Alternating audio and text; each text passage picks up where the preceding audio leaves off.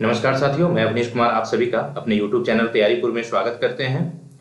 इस क्लास में हम लोग बात करेंगे एमसीक्यू के बारे में, जो किस पे आधारित होगी, जो बुद्धि पे आधारित होगी, इंटेलिजेंस पे आधारित होगी, और जो प्रीवियस ईयर क्वेश्चंस हैं उसका एक्सप्लेनेशन हम लोग यहाँ पे देखेंगे, किस तरह से क्वेश्चंस पूछे गए हैं और उसका एक्सप्लेनेशन आपको कैसे देना है, क्या आंसर होगा, कैसे आपको आंसर करना है, उसके बारे में हम लोग इस क्लास में बात करेंगे। ठीक है, आइए पहला क्वेश्चन देखते हैं। पहला क्वेश्चन क्या है आपका? पहला क्वेश्चन है कि कौन सा परीक्षण बुद्धिमत्ता का संस्कृति मुक्त अवाचिक परीक्षण है। ठीक है, तो इसकी बातें हो रही हैं, किसकी बातें हो रही हैं कि बुद्धिमत्ता को मेजर करने का, बुद्धिमत्ता के मापन का, इंटेलिजेंस को मेजर करने की जो कल्चर फ्री, जो संस्कृति मुक्त अवाचिक, ठीक है, जो नॉन वर्बल परीक्षण है, टेस्ट है, वो इनमें से कौन सा है। तो देखिए, समूह परीक्षण की बातें हो रही हैं। समूह परीक्षण क्या है आपका? वो भी क्या है, वो संस्कृति फ्री नहीं है। ठीक है, आपका क्या है, वेसलर वयस्क बुद्धिमत्ता मापनी, वो भी क्या है आपका एक संस्कृति मुक्त अवाचिक परीक्षण नहीं है। ठीक है, तो देखिए, इसको ऐसे अगर देखेंगे तो ज्यादा इजी आप समझ में आएगा कि बुद्धिमत्ता का जो बुद्धि परीक्षण है ये क्या है, ये संस्कृति मुक्त अवाचिक नहीं है। ठीक है, ये भी नहीं है आपका वेसलर, ये भी नहीं है। ठीक है, वाटिया जो बैटरी है वो भी क्या है, नहीं है। तो आपका कौन सा आंसर हो जाएगा? इसके लिए हो जाएगा आपका सही आंसर स्टैंडर्ड प्रोग्रेसिव मैट्रिक्स। ठीक है, ये आपका सही आंसर होगा, क्योंकि ये एक परफॉर्मेंस बेस्ड क्रिएटिव इंटेलिजेंस को मेजर किया जाता है। ठीक है, क्रिएटिविटी के माध्यम से, एक्टिविटीज के माध्यम से क्या होता है, आपके बुद्धिमत्ता को मेजर किया जाता है। ठीक है, तो ये आपका सही आंसर हो जाएगा। चलिए अगले क्वेश्चन की तरफ चलते हैं, अगला क्वेश्चन देखते हैं। अगला क्वेश्चन क्या है? ठीक है, अगला क्वेश्चन है आपका, कौन सा बुद्धि के बारे में सत्य नहीं है। ठीक है, बुद्धि यह एक व्यक्ति की मानसिक क्षमता है। ठीक है, बुद्धि, तो ये भी सही है। अब देखिए, बुद्धि के बारे में क्या कहा जा रहा है, यह सामंजस्य अनुकूलन स्थापित करने में सहायक है। तो ठीक है, ये भी सही है। यह व्यवहार की गुणवत्ता से आंकी जाती है। ठीक है, तो ये भी क्या है आपका सही है। ठीक है, तो बुद्धि के बारे में सत्य आपसे पूछा जा रहा है कि कौन सा असत्य है, सत्य नहीं है। ठीक है, तो देखिए, ये क्या है, बुद्धि के गुण है। ये क्या है, बुद्धि के गुण है। ठीक है, ये भी क्या है, गुण है, कैरेक्टरिस्टिक्स है। ये भी क्या है, गुण और कैरेक्टरिस्टिक्स हैं, बट ये नहीं है। ठीक है, ये गुण नहीं है। ऐसा नहीं है कि बुद्धि क्या होती है, सिर्फ अस्थाई और अस्थाई ही होती है या अपरिवर्तनशील होती है, ऐसा नहीं है। बुद्धि में कहीं ना कहीं वृद्धि कुछ एक्सटर्नल फैक्टर्स से भी होती है। ठीक है, जैसे इन्वायरमेंट से, प्रैक्टिस से, मैच्योरिटी का लेवल बढ़ने से भी क्या होती है, इंटेलिजेंस में कहीं ना कहीं परिवर्तनशीलता आती है। ठीक है, तो ये क्या है, गुण नहीं है। ठीक है, तो आपका सही आंसर क्या हो जाएगा? सही आंसर फोर्थ हो जाएगा कि यह अस्थाई एवं अपरिवर्तनशील विशेषता है। जबकि सही क्या हो जाएगा, बुद्धि के बारे में जो सत्य बातें होंगी वो ये होंगी कि ये अस्थाई एवं परिवर्तनशील विशेषता होती है। ठीक है, तो आपने देखा इसका सही आंसर क्या होगा, क्यों होगा। ठीक है, चलिए अगला क्वेश्चन देखते हैं। अगला क्वेश्चन है, बुद्धि इन 4 शब्दों में निहित है, ज्ञान, आविष्कार, निर्देश, आलोचना। यह कथन किस मनोवैज्ञानिक का है? ठीक है, तो ये जो कथन है ये दिया गया है किसके द्वारा? ये दिया गया है अल्फ्रेड बीने द्वारा। ये स्टेटमेंट दिया गया है जहां पे बात करते हैं कि बुद्धि में ज्ञान, आविष्कार, निर्देशन और आलोचनात्मक जो एबिलिटी होती हैं वो सब क्या होते हैं, इंटेलिजेंस में निहित होते हैं, समाहित होते हैं। ये बातें करते हैं अल्फ्रेड बीने। ठीक है, अल्फ्रेड बीने को आप याद कैसे रखेंगे? तो अल्फ्रेड बीने इंटेलिजेंस मेजर करने का पहला साइंटिफिक एक तरह से प्रोसीजर को डेवलप किया था। ठीक है, तो उसके लिए आप अल्फ्रेड बीने को याद रखते हैं। अल्फ्रेड बीने जो है वो बुद्धि के एक तत्व सिद्धांत दिए थे। ठीक है, यूनिफैक्टर थ्योरी ऑफ इंटेलिजेंस की बातें करते हैं अल्फ्रेड बीने। ठीक है, चलिए अगला क्वेश्चन देखते हैं। अगला क्वेश्चन क्या है? अगला क्वेश्चन है, बुद्धि का वैज्ञानिक मापन सर्वप्रथम किसने किया? देखिए यहाँ पे वो क्वेश्चन आ गया जिसका एक्सप्लेनेशन मैंने पहले क्वेश्चन में दिया है। बुद्धि का वैज्ञानिक मापन सर्वप्रथम किसके द्वारा किया गया? तो सर्वप्रथम बुद्धि का जो वैज्ञानिक मापन था वो अल्फ्रेड बीने द्वारा किया गया था। ठीक है, बीने यहाँ लिखा हुआ है, जबकि आप देखेंगे तो आपको यहाँ पे हिंदी में ऐसे लिखा हुआ दिखेगा। और इंग्लिश में क्या होता है, इंग्लिश में होता है BINET, ठीक है, अल्फ्रेड बीने, ठीक है। तो इसका सही आंसर क्या हो गया, अल्फ्रेड बीने ने कब शुरू किया था, तो ये 1905 में शुरू किए थे, ठीक है, फ्रांस के एक साइकोलॉजिस्ट थे, ठीक है। चलिए अगला देखते हैं, अगला क्वेश्चन क्या है, अगला क्वेश्चन है बुद्धि का के स्रोत हैं, बुद्धि के क्या क्या स्रोत हैं, तो वो क्या है, आनुवंशिकता, अधिगम का परिणाम, स्व तथा वातावरण की अंतःक्रिया और उपयुक्त सभी। देखिए इसका सही आंसर क्या हो जाएगा, इसका सही आंसर हो जाएगा उपर्युक्त सही, ठीक है, सभी हो जाएंगे, सभी सत्य हैं, क्योंकि बुद्धि क्या है, आनुवंशिकता से भी प्रभावित होते हैं, अधिगम जो आप करते हैं उसके परिणाम से भी प्रभावित होते हैं, आप किस ढंग से चीजों को सीखते हैं, और वातावरण किस तरह से एक्टिविटी, वातावरण का किस तरह से, यहाँ पे वातावरण हो जाएगा, ठीक है, वातावरण का क्या प्रभाव पड़ता है, और उन दोनों के जो आप करते हैं और जो वातावरण की जो फैक्टर्स हैं, घटक हैं, उन दोनों की अंतःक्रिया के माध्यम से भी क्या होता है, बुद्धि आपका डेवलप होता है, ठीक है। तो ये इसका सही आंसर हो जाएगा उपयुक्त सभी, ठीक है। चलिए अगला क्वेश्चन देखते हैं, अगला क्वेश्चन क्या है, बुद्धि का द्विकारक सिद्धांत, two factor theory of intelligence, किसके द्वारा दिया गया है, ठीक है। देखिए बुद्धि के कुछ सिद्धांत दिए गए हैं और अलग अलग साइकोलॉजिस्ट ने उसको अलग अलग ढंग से डिफाइन किया है, उसके सिद्धांत दिए हैं, ठीक है। तो जो द्विकारक सिद्धांत की बातें होती हैं, तो द्विकारक जो बुद्धि के सिद्धांत हैं वो दिया गया है किसके द्वारा, तो वो दिया गया है स्पीयरमैन द्वारा, ठीक है। स्पीयरमैन ने द्विकारक टू फैक्टर थ्योरी को प्रतिपादित किए हैं। वो टू फैक्टर कौन कौन होते हैं, तो जो टू फैक्टर होते हैं वो होते हैं, एक को कहा जाता है जी फैक्टर, ठीक है, और दूसरे को कहा जाता है, एंड सेकेंड को कहा जाता है S factor, G for general factor, और जो सेकेंड होता है जिसको बोलते हैं एस फैक्टर, ठीक है, एस फैक्टर और एस फैक्टर हो गए। और स्पीयरमैन ने कहीं ना कहीं इस सिद्धांत को कब प्रतिपादित किया था, ये भी कभी कभी पूछ लिया जाता है कि two factor theory of intelligence जो स्पीयरमैन द्वारा दिया गया था, कब दिया गया था, तो ये दिया गया था 1904 में, ठीक है, 1904 में ये थ्योरी डेवलप की गई थी, ठीक है। चलिए हम लोग आगे चलते हैं अगले क्वेश्चन की तरफ। अगला क्वेश्चन देखते हैं क्या है, तो अगला क्वेश्चन है आपका, स्पीयरमैन के अनुसार बुद्धि का बढ़ना किस आयु में आकर रुक जाता है। देखिए इस पे क्या होता है ना कि बहुत सारे स्टूडेंट हैं जिनको कंफ्यूजन होती है कि बुद्धि क्या बुद्धि जीवन पर्यंत बढ़ते रहता है, या बुद्धि किसी पार्टिकुलर एज में आकर के या किसी पार्टिकुलर अवस्था में आकर के, स्टेज में आकर के रुक जाता है। तो देखिए बुद्धि, स्पीयरमैन ने क्या कहा है, स्पीयरमैन के अनुसार क्या हुआ है कि 16 वर्ष की आयु जब आप पहुंचते हैं, 16 वर्ष की आयु में होते हैं, तब क्या होता है कि आपकी जो बुद्धि की जो विकास होती है, बुद्धि का जो बढ़ने की जो एबिलिटी होती है, वो क्या होती है, आकर के रुक जाती है 16 वर्ष में, ठीक है। तो ये आपको याद रखना है, स्पीयरमैन ने क्या कहा है कि 16 वर्ष की आयु तक ही बुद्धि बढ़ती है, ठीक है।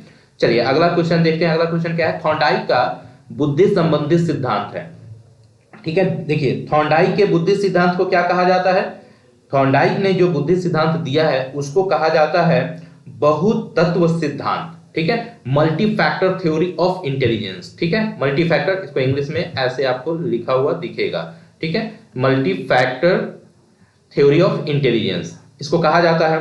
और इन्होंने जो फैक्टर्स दिए हैं वो क्या है, तो थोड़ा सा उसके बारे में भी जान लीजिए, ठीक है। जो मल्टी फैक्टर थ्योरी है उसमें क्या किया है, इन्होंने क्या बताया है कि जो बुद्धि के तीन इन्होंने प्रकार की बातें करी हैं, जो बुद्धि के 3 प्रकार होते हैं उसको क्या कहा जाता है, तो जो प्रकार की बातें करते हैं, ठीक है, थॉर्नडाइक बुद्धि के, उसमें 3 प्रकार आते हैं, और तीनों प्रकार क्या है, एक को कहा जाता है अमूर्त,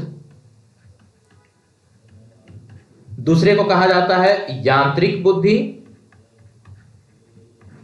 और तीसरे को कहा जाता है सामाजिक बुद्धि, ठीक है, सामाजिक बुद्धि की बातें करते हैं।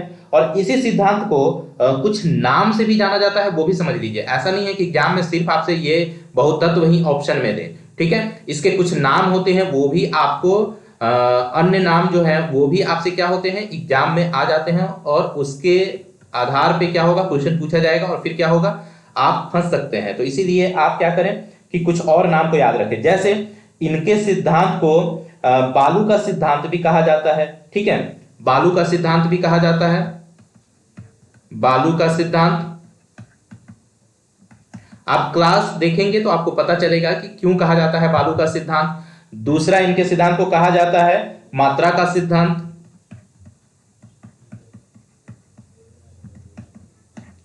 और एक नाम है उसको भी याद रखिए, कहा जाता है परमाणुवादी सिद्धांत। परमाणुवादी सिद्धांत, ठीक है। तो ये आप याद रखना है आपको। चलिए अगले क्वेश्चन की तरफ चलते हैं। अगला क्वेश्चन देखते हैं क्या है। अगला क्वेश्चन है गिलफोर्ड के बुद्धि संबंधी सिद्धांत है, ठीक है। तो जो गिलफोर्ड के बुद्धि संबंधी सिद्धांत है, ठीक है, उसको क्या कहा जाता है। तो गिलफोर्ड का जो बुद्धि संबंधी सिद्धांत है उसको कहा जाता है 3 डायमेंशनल थ्योरी ऑफ इंटेलिजेंस। तो ये आपका सही आंसर हो जाएगा 3, ठीक है। 3D थ्योरी भी इनके सिद्धांत को कहा जाता है, ठीक है। ये आपको याद रखना है। और चलिए थोड़ा सा इनके बारे में जान लेते हैं। जो 3 डायमेंशनल सिद्धांत है जो गिलफोर्ड द्वारा दिया गया, ठीक है, उसमें ये 3 आयाम कौन कौन है, तो ये आपको याद रखना है। पहला जो आयाम है उसको बोला जाता है विषय वस्तु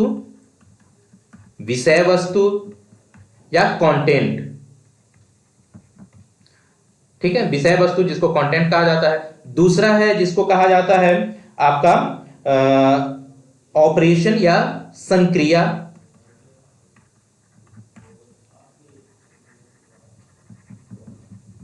ऑपरेशन, और तीसरा जो है उसको कहा जाता है उत्पाद या प्रोडक्ट, ठीक है। और इन्होंने जो थ्योरी दी थी उसमें कभी कभी आपसे ये भी पूछा जाता है कि इन्होंने जो सिद्धांत दिया था उसमें कितने तत्व हैं, ठीक है। तो देखिए तत्व की बातें होती हैं, आपको याद रखना है इनके सिद्धांत में टोटल तत्व कितने हैं, ठीक है, टोटल तत्व कितने हैं। तो देखिए तत्व में क्या है कि इन्होंने जब थ्योरी अपना प्रतिपादित किया था तो उस समय क्या थे, 1967 में जो फर्स्ट इन्होंने दिया तो उस समय क्या थे, टोटल जो तत्व थे वो 120 थे, ठीक है। उसके बाद क्या हुआ, जो इसमें संशोधन हुआ 1977 में, उस समय क्या हुआ कि इसमें 150 तत्व आए, ठीक है, एलिमेंट फैक्टर्स। और उसके बाद क्या हुआ, जब इसमें अगला जो संशोधन हुआ 1980 में, उस समय क्या हुआ, इसमें टोटल 180 तत्व खंड जोड़े गए, ठीक है। तो कभी कभी क्या होता है कि ऑप्शन में इनमें से सभी आ जाता है, ठीक है, 120 भी रहेगा, 150 भी रहेगा, 180 भी रहेगा, लेकिन आप सही क्या होगा, तो सही होगा कि जिसको सबसे ज्यादा मान्यता मिली, ठीक है। तो इसमें सबसे ज्यादा मान्यता किसको मिली है, तो वो 1977 के मॉडल को ही सबसे ज्यादा मान्य और उसको बेहतर माना गया, ठीक है। तो 1970 के अनुसार क्या है, 150 है, ठीक है। तो अगर कोई क्वेश्चन आपसे पूछ ले कि जो गिलफोर्ड द्वारा प्रतिपादित जो बौद्धिक संरचना के मॉडल हैं उसमें कितने तत्वों को सम्मिलित किया गया है, ठीक है, तो अगर आपसे ऑप्शन में आ जाए 100, 120, 180, 150, तो चूंकि तीनों ऑप्शन उसमें आ रहे हैं तो आपको क्या करना है, 150 को सही मान के चलना है, ठीक है। ये आपको ध्यान रखना है। और इनके सिद्धांत को ही क्या कहा जाता है, प्रतिरूप का सिद्धांत। उसके बाद इसको कहा जाता है त्रिविमीय सिद्धांत, त्रिआयामी सिद्धांत, और विषय उत्पाद सिद्धांत, संक्रिया सिद्धांत, ठीक है। तो ये सब कुछ याद रखिएगा ना। चलिए अगला क्वेश्चन की तरफ बढ़ते हैं। अगला क्वेश्चन क्या है, अगला क्वेश्चन है निम्नलिखित में से कौन सा युग्म सही नहीं है, ठीक है। देखिए सही नहीं है की बात हो रही है। बहुबुद्धि सिद्धांत किसने दिया है, तो बहुबुद्धि सिद्धांत गार्डनर ने दिया है, ठीक है। जो बहुबुद्धि सिद्धांत है वो गिलफोर्ड ने ना दे करके वो किसने दिया है, गार्डनर ने दिया है, ठीक है। तो ये आपने देखा क्या कहा जा रहा है कि कौन सा युग्म सही नहीं है, तो पहला क्या है, सही नहीं है, तो ये आपका सही आंसर हो जाएगा। क्लासिकी अनुबंधन सिद्धांत पैवलोव ने दिया था, मनोसामाजिक सिद्धांत इरिक्सन ने दिया था, अर्थपूर्ण मौखिक सिद्धांत क्या किसने दिया था, डेविड आशुबेल ने, ठीक है। तो सभी सही है, फर्स्ट गलत है, ठीक है। चलिए तो फर्स्ट आपका सही आंसर हो जाएगा। अगले क्वेश्चन की तरफ चलते हैं। अगला क्वेश्चन है कौन सा गिलफोर्ड के त्रिविमीय बुद्धि सिद्धांत के विषय वस्तु आयाम का घटक नहीं है, ठीक है। अब देखिए विषय वस्तु आयाम के घटक नहीं है, क्योंकि टोटल कितने हैं, 3 आपने देखे जो आयाम है, और तीनों में अपने कुछ क्या है, उसके कुछ फैक्टर्स हैं, ठीक है। तो अब इसमें पूछा जा रहा है कि कौन सा नहीं है। तो देखिए सिंबॉलिक है, सिंबॉलिक भी होता है, सिमेंटिक भी होता है, व्यवहारिक भी होता है। ठीक है, कौन सा नहीं है? तो वो प्रणाली और सिस्टम नहीं है। ठीक है, विषय वस्तु आयाम में ये नहीं है। ठीक है, तो आपका सही आंसर क्या हो जाएगा? सही आंसर आपका फर्स्ट हो जाएगा। ठीक है, तो ये आपका सही आंसर हो जाएगा इस क्वेश्चन के अकॉर्डिंग। ठीक है, चलिए अगला क्वेश्चन देखते हैं। अगला क्वेश्चन क्या है? ये आपका सही उत्तर है। चलिए अगला क्वेश्चन देखते हैं। बहुबुद्धि सिद्धांत बहुविमात्मक प्रज्ञा के जनक कौन है? देखिए ये क्वेश्चन सबसे ज्यादा बार पूछा जाता है। हर बार जितने भी टीचिंग एग्जाम होते हैं उसमें ये क्वेश्चंस जरूर होते हैं। किसके थ्योरी से? गार्डनर के थ्योरी से। बहुबुद्धि सिद्धांत के जनक कौन है? तो बहुबुद्धि सिद्धांत को प्रतिपादित करने का श्रेय किसको जाता है? गार्डनर को जाता है, जिसने स्टार्टिंग में शुरू में क्या किए थे? जब थ्योरी प्रतिपादित किए थे उस समय 7 प्रकार के बुद्धि की बातें करी थी। ठीक है, 7 प्रकार के बुद्धि। ठीक है, स्टार्टिंग में। बाद में क्या हुआ? इन्होंने 2 और ऐड कर दिए। ठीक है, तो टोटल अब क्या हो गया? 9 प्रकार के बुद्धि की बातें ये करते हैं। ठीक है, 9 प्रकार अब हो गए हैं। तो कौन हो गए इसके सिद्धांत के जनक? कौन है? वो है गार्डनर है। ठीक है, तो चलिए इसका देखिए आंसर क्या है। आंसर इसका 4 हो जाएगा, गार्डनर हो जाएगा। ठीक है, चलिए अगला क्वेश्चन देखते हैं। अगला क्वेश्चन है, गार्डनर ने वर्तमान में कितने बुद्धि के कितने प्रकार बताए हैं? देखिए स्टार्टिंग में क्या था? 7 था, बाद में क्या हो गया? 9 हो गया। 2 जोड़ दिए, और 2 कौन से जुड़े? तो वो प्रकृतिवादी और जो स्टार्टिंग में थे वो 7 थे, और वो कौन कौन थे? तो भाषाई बुद्धि। ठीक है, भाषागत बुद्धि, भाषाई बुद्धि पहला। दूसरा क्या हो गया? दूसरा आपका हो गया, इसको बोलते हैं तार्किक गणितीय, लॉजिकल मैथमेटिकल। तीसरा हो गया आपका जिसको बोलते हैं स्पेशियल या स्थानिक। चौथा है आपका जिसको बोलते हैं संगीतीय बुद्धि। पांचवा है आपका जिसको बोलते हैं अंतर्वैयक्तिक।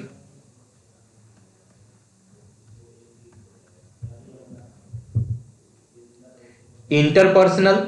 छठा है आपका जिसको बोलते हैं अंतःवैयक्तिक, इंट्रापर्सनल। सातवां है जिसको बोला जाता है शारीरिक गतिक।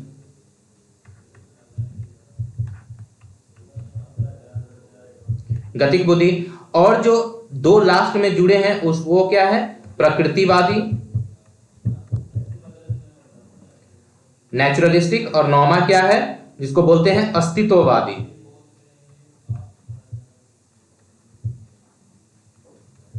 ठीक है, तो ये 9 प्रकार हो गए, और वर्तमान की बातें हो रही हैं, तो इसका सही आंसर क्या हो जाएगा? 9 हो जाएगा। ठीक है, चलिए अगला क्वेश्चन देखते हैं। अगला क्वेश्चन है, किस मनोवैज्ञानिक द्वारा सर्वप्रथम बुद्धि परीक्षण का निर्माण किया गया? देखिए बुद्धि परीक्षण का निर्माण सर्वप्रथम किसके द्वारा किया गया था? बीने द्वारा किया गया था 1905 में। ठीक है, चलिए अगला चलते हैं, अगला क्वेश्चन देखते हैं। अगला क्वेश्चन है, मानसिक आयु की अवधारणा को विकसित किया गया था। ठीक है, देखिए मानसिक आयु की अवधारणा को विकसित करने का श्रेय किसको जाता है? बीने द्वारा जाता है। ठीक है, बीने साइमन टेस्ट इन्होंने डेवलप करी इंटेलिजेंस को मेजर करने के लिए, उसी में मानसिक आयु की, मेंटल एज की अवधारणा को प्रतिपादित किए। ठीक है, मेंटल एज। ठीक है, चलिए अगला क्वेश्चन देखते हैं। हाँ, इसी में थोड़ा सा और आप देख लीजिए, कंफ्यूजन नहीं रहेगी, या फिर आगे के क्वेश्चन में उसको डिस्कस कर लेंगे। चलिए अगला क्वेश्चन देखते हैं। बुद्धि लब्धि आईक्यू की गणना करने का सूत्र है। देखिए बुद्धि लब्धि का फॉर्मूला क्या होता है? वो होता है मानसिक आयु बटा वास्तविक आयु गुने 100। ठीक है, तो मानसिक आयु बटा वास्तविक आयु। तो वास्तविक आयु क्या होता है? जिसको हम लोग क्रोनोलॉजिकल एज बोलते हैं या फिर बायोलॉजिकल एज बोलते हैं। ठीक है, तो ये हो गया आपका सही फॉर्मूला किसके लिए? आईक्यू के लिए। अब यहां पे देखिए कि आईक्यू का फॉर्मूला किसने दिया? ठीक है, तो देखिए आईक्यू का जो फॉर्मूला है वो दिया गया है टर्मन द्वारा। ठीक है, टर्मन द्वारा। और जो आईक्यू का कॉन्सेप्ट है इसमें बहुत कंफ्यूजन होती है। ठीक है, कि कॉन्सेप्ट, अवधारणा, जो अवधारणा है या जो कॉन्सेप्ट है, संप्रत्यय है, वो किसने दिया? तो वो दिया था विलियम स्टर्न ने। ठीक है, विलियम स्टर्न ने दिया था। तो ये आपको याद रखना है, ठीक है। ये आपका विलियम स्टर्न हो जाएगा, यहां से इसको हटाइए, विलियम स्टर्न हो जाएगा, ये आपको याद रखना है, ठीक है। चलिए अगला क्वेश्चन देखते हैं। अगला क्वेश्चन क्या है? अगला क्वेश्चन है बुद्धि लब्धि के लिए निम्नलिखित फॉर्मूला, जो फॉर्मूला है बुद्धि लब्धि का, मानसिक आयु बटा कालानुक्रमिक या क्रोनोलॉजिकल एज गुने 100, ये किसने दिया है?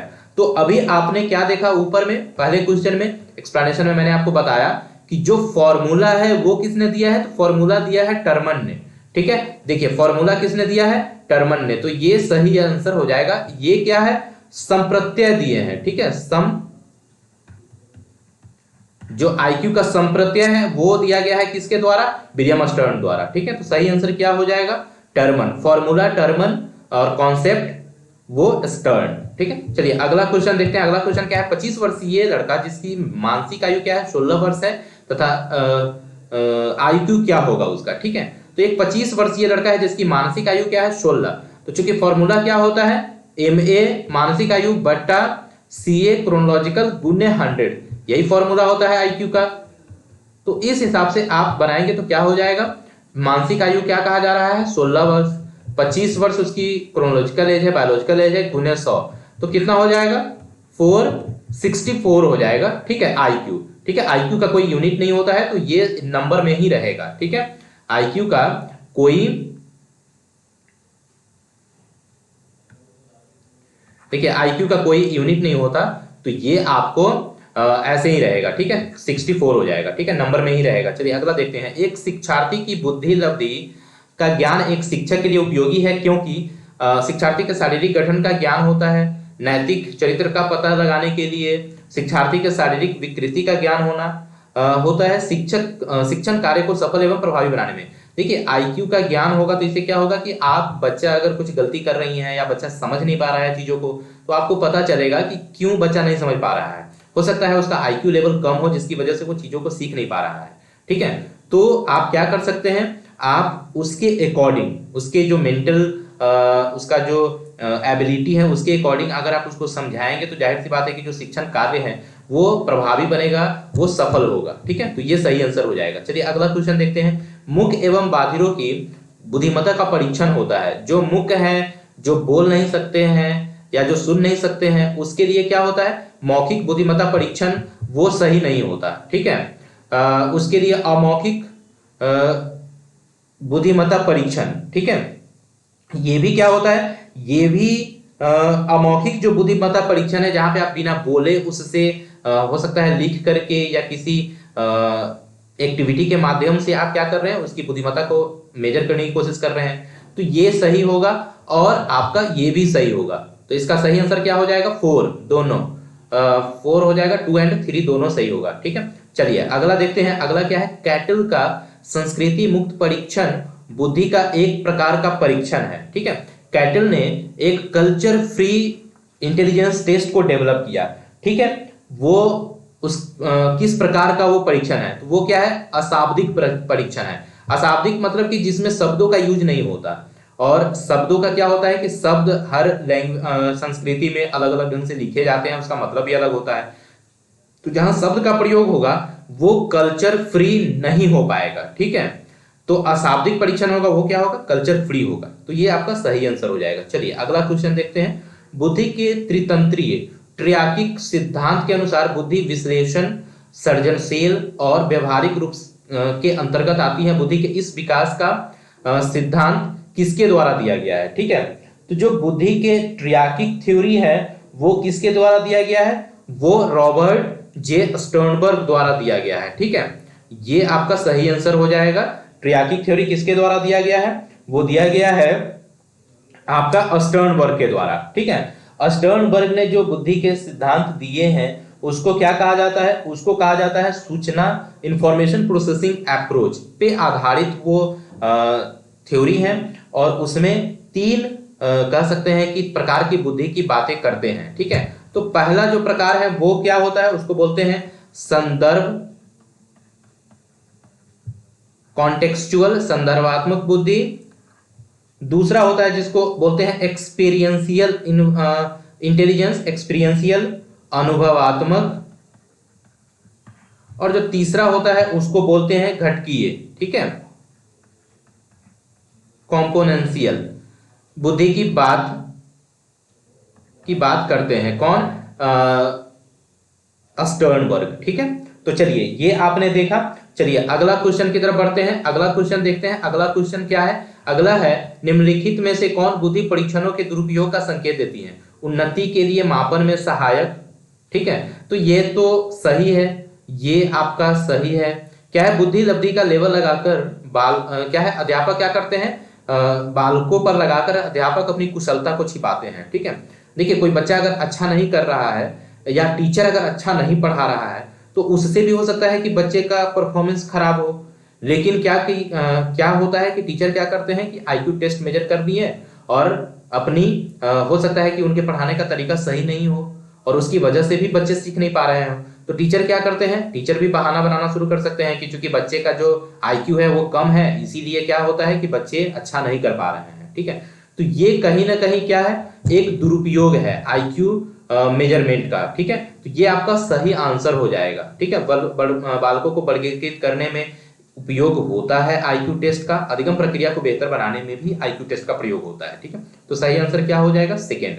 चलिए अगला क्वेश्चन देखते हैं। अगला क्वेश्चन क्या है, बुद्धि के सूचना प्रकरण प्रोसेसिंग उपागम का वर्णन किसने किया है। अभी आपको पहले क्वेश्चन में एक्सप्लेनेशन बताया, रॉबर्ट जे स्टर्नबर्ग ने ही क्या किया था, जो अपना ट्रियाकिक थ्योरी दिए थे, त्रितंत्रीय थ्योरी जो दिए थे, त्रितंत्र सिद्धांत, वो क्या है, किस पे आधारित है, वो इंफॉर्मेशन प्रोसेसिंग अप्रोच पे आधारित है, ठीक है। तो ये आपका सही आंसर हो जाएगा स्टर्नबर्ग का थ्योरी, ठीक है। चलिए अगला क्वेश्चन देखते हैं, निम्न दिए गए आईक्यू में शिक्षणीय वर्ग को चुने। देखिए शिक्षणीय वर्ग मतलब होता है कि जिसको शिक्षा के माध्यम से आप उसको किसी भी जगह पे एडेप्ट करने के लिए, एकोमोडेट करने के लिए आप उसको क्या कर रहे हैं, उसको बेहतर बना रहे हैं जिससे कि वो क्या कर सके, एकोमोडेट कर सके। और वो कौन सा ग्रुप है जिसको शिक्षा दे करके उससे बेहतर करवाया जा सकता है, ठीक है। तो वो आईक्यू लेवल होता है जो एवरेज से नीचे का लेवल है, वो जहां पे आईक्यू लेवल क्या होता है 70 से लेकर के 90 तक, ठीक है। जहां क्या होता है कि 70 से 90 वाले जो होते हैं वो क्या होते हैं, मंद बुद्धि होते हैं और वो एक तरह से बहुत ही सामान्य मंद बुद्धि में आते हैं, ठीक है। तो उसको आप शिक्षा दे सकते हैं, शिक्षा के माध्यम से बेहतर करवा सकते हैं। तो ये आपका सही आंसर हो जाएगा, ठीक है। चलिए अगला देखते हैं। अगला क्या है, प्रतिभाशाली बालक की बुद्धि लब्धि होती है। देखिए जो कैटेगराइजेशन है बुद्धि लब्धि का, टर्मन ने एक बुद्धि लब्धि का कैटेगराइजेशन दिया था, वर्गीकरण किया था, जिसमें क्या था कि 20 से 25 वाले जो थे वो इडियट थे, 25 से 50 वाले क्या थे, वो इम्बेसाइल में मूर्ख बुद्धि वाले में आते हैं, 50 से 70 वाले आते हैं मोरॉन में, अल्प बुद्धि में, 70 से जो कम है, जो आपका 70 से 80 वाले हैं वो क्या है, फीबल माइंडेडनेस है, ठीक है, क्षीण बुद्धि वाले हैं। जो 80 से 90 है वो क्या है, डलनेस है, मंद बुद्धि है। 90 से 110, 90 से जो 110 होता है वो क्या होता है, वो आपका होता है सामान्य बुद्धि, ठीक है, एवरेज। और जो 120 से 140 होता है वो होता है श्रेष्ठ बुद्धि वाले होते हैं। जो आपके 110 से 120 वाले होते हैं वो होते हैं श्रेष्ठ,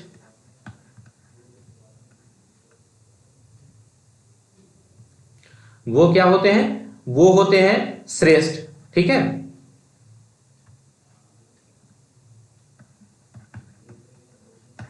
जो 120 से 140 वाले होते हैं वो होते हैं अति श्रेष्ठ, ठीक है, वेरी सुपीरियर, अति श्रेष्ठ। और जो 140 प्लस होते हैं वो क्या होते हैं, वो होते हैं आपके जीनियस या प्रतिभाशाली, ठीक है। तो आपका यहां पे इसके अकॉर्डिंग सही आंसर क्या हो जाएगा, वो हो जाएगा 140, ठीक है। प्रतिभाशाली बालक की बुद्धि लब्धि होती है वो होती है 140, ठीक है। चलिए अगले क्वेश्चन की तरफ बढ़ते हैं। अगला क्वेश्चन देखते हैं, मेटाकॉग्निशन अर्थात संज्ञान की प्रक्रिया निम्न में से जिस पे आधारित है वह है, किसी के द्वारा अपने कार्यों एवं मानसिक शक्तियों के बारे में स्वज्ञान, ठीक है। ये होता है मेटाकॉग्निशन की डेफिनेशन। मेटाकॉग्निशन क्या होता है, जहां पे क्या होता है, चिंतन के बारे में चिंतन करना, ठीक है, चिंतन के बारे में चिंतन, ठीक है, थिंकिंग अबाउट थिंकिंग, ठीक है, आप क्या सोच रहे हैं उसके बारे में आप अगर थिंकिंग करते हैं, ठीक है, वो क्या होता है, मेटाकॉग्निशन होता है। तो सही आंसर क्या हो गया यहाँ पे, किसी के द्वारा अपने कार्यों एवं मानसिक शक्तियों के प्रति स्व संज्ञान, ठीक है, ये आपका होता है मेटाकॉग्निशन, ठीक है। चलिए अगला क्वेश्चन देखते हैं, संवेगात्मक बुद्धि से तात्पर्य है। देखिए संवेगात्मक बुद्धि क्या होता है, संवेगों को पहचानने की क्षमता, संवेगों को समझने की क्षमता, संवेगों पर नियंत्रण रखने की और उपयुक्त सभी। देखिए इसका सभी आंसर हो जाएगा, ठीक है। संवेगात्मक बुद्धि होता है जिसको बोलते हैं इमोशनल इंटेलिजेंस या इमोशनल कोसेंट, ठीक है, और इसको प्रतिपादित किसने किया था, इसको प्रतिपादित करने का श्रेय जाता है 1990 में मेयर एवं सैलोवे द्वारा, और इस पे जो विस्तृत वर्क किए थे वो 1995 में हुआ था और वो डैनियल गोलमैन द्वारा हुआ था, ठीक है, आगे हम लोग देखेंगे, ठीक है। चलिए अगला क्वेश्चन देखते हैं। अगला क्वेश्चन क्या है, डेनियल गोलमैन संबंधित है, किससे संबंधित है, तो अभी मैंने जैसा बताया डेनियल गोलमैन का संबंध किससे है, संवेगात्मक बुद्धि से है, ठीक है, तो ये सही आंसर हो जाएगा, ठीक है। संवेगात्मक बुद्धि में क्या होता है कि आप किस प्रकार से अपनी अंदर चल रही जो भी आपके संवेग हैं, इमोशंस हैं, उसको और दूसरे की जो बिहेवियर है, दूसरे के जो संवेग है उसको समझने की एबिलिटी, ठीक है। चलिए अब अगला देखते हैं, निम्न में से कौन सा डेनियल गोलमैन द्वारा प्रतिपादित संवेगात्मक बुद्धि का आयाम नहीं है, ठीक है। देखिए डेनियल गोलमैन ने जो संवेगात्मक बुद्धि को प्रतिपादित किए थे उसके कुछ क्या थे, आयाम थे, ठीक है, और वो आयाम क्या क्या है, तो वो आयाम है कि अपने बारे में जो आपका अपना है उसके बारे में अवेयरनेस, ठीक है, अवेयरनेस अपने बारे में, अब दूसरे के बारे में अवेयरनेस, उसके बाद क्या है अपना जो बिहेवियर है उसको क्या करना, रेगुलेट करना, और दूसरे के बिहेवियर को समझना, ठीक है। तो ये सब कुछ उन्होंने संवेगात्मक बुद्धि के आयाम बताए थे, जहां पे क्या है स्व जागरूकता है, आत्मनियमन है, ठीक है। चलिए इसको लिख देता हूं, क्लियर हो जाएगा, ठीक है। इन्होंने जो 5 तरह के तत्व बताए थे, ठीक है, 5 तत्व बताए किसके, इमोशनल कोसेंट या इमोशनल इंटेलिजेंस के, ठीक है, वो क्या है, तो पहला देख लीजिए वो क्या है, स्व जागरूकता, दूसरा क्या है, दूसरा है आपका आत्मनियमन, तीसरा है आपका जिसको बोलते हैं आत्म अभिप्रेरण,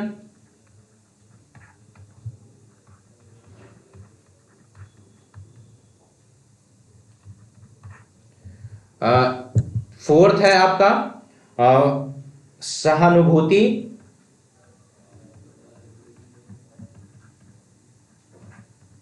और फिफ्थ है आपका सामाजिक दक्षता या सामाजिक दक्षता या सोशल आपका अवेयरनेस, ये सब भी आते हैं, ठीक है। तो ये 5 है। अब इसके आधार पे आप इस क्वेश्चन को देखिए, क्या है, निम्न में से कौन से डेनियल गोलमैन द्वारा प्रतिपादित संवेगात्मक बुद्धि का आयाम नहीं है, तो आप देखिए स्व प्रबंधन की बातें कर रहे हैं वो, ठीक है, स्व जागरूकता की बातें हो रही हैं, उसके बाद कौन सी बातें हो रही हैं, सामाजिक कौशल की बातें हो रही हैं, दक्षता की बातें हो रही हैं, स्व जागरूकता की बातें हो रही हैं, क्या नहीं हो रहा है, तो स्व सामर्थ्य की बातें हो रही हैं, ठीक है, वो ये नहीं करते हैं, तो ये नहीं होगा, ठीक है। तो यहाँ पे क्या पूछा जा रहा है क्वेश्चन में, आयाम नहीं है, तो ये नहीं है, तो ये सही आंसर हो जाएगा, ठीक है। तो आपने देखा कि किस तरह से क्वेश्चंस इंटेलिजेंस पे आधारित क्वेश्चंस पूछे गए हैं एग्जाम में, और कैसे उसका एक्सप्लेनेशन है, कैसे आपको उसका आंसर लगाना है, ठीक है। तो चलिए इस क्लास को यहीं पे समाप्त करते हैं, मिलते हैं नेक्स्ट क्लास में। आप चैनल को लाइक करिए, शेयर करिए, सब्सक्राइब करिए और बने रहिए हमारे चैनल पे, देखते रहिए ऐसे ही इंफॉर्मेटिव वीडियोज, ठीक है। तो चलिए इस क्लास को यहीं पे समाप्त करते हैं, मिलते हैं नेक्स्ट क्लास में। अगले चैप्टर जो आपका अगला चैप्टर है वो है अधिगम लर्निंग, ठीक है, तो उस पे आधारित जो क्वेश्चंस होंगे उसको लेकर के हम आएंगे अगले दिन, ठीक है। तब तक के लिए आपसे हम विदा लेते हैं, जय हिंद।